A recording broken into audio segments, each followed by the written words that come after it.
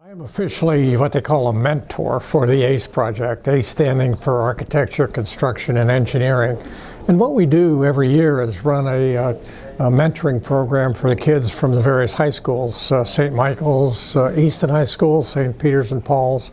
And kids that are interested in any one of those three disciplines come, and we run a project starting in October and running through March. I became a mentor when I ran into Charlie Thornton, who also lives down here, and Charlie was the fellow that started the ACE project about 30 years ago. Today we're with a group from St. Michael's, and the seniors that are with us started out as sophomores, and they did a project where they designed a bridge over the Chesapeake Bay. So really it was amazing to me that within 40 minutes, just on their hand calculators, they came up with an estimate for the weight of the bridge of 1 billion pounds. With 1 billion pounds, then we could calculate what the strength of the cable had to be to support a suspension bridge. And they came up with the diameter of the cable.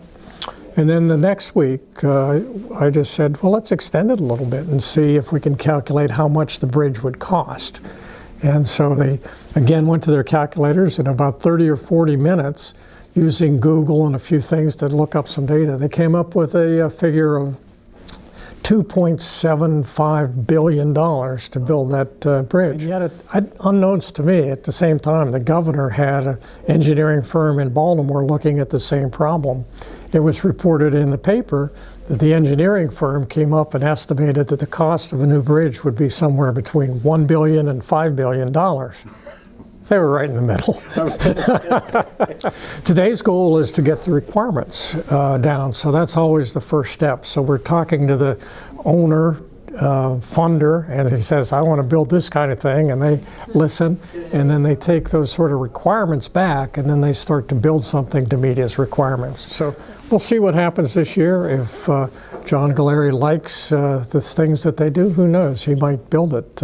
It's serendipitous in a way to see what happens. But the Easton Airport is a treasure. It's a treasure to Easton, treasure to Talbot County and the entire region. I think Mike Henry, who's the airport manager, tells me it's the second busiest private airport in Maryland. Really is quite a facility and contributes a lot economically to the region.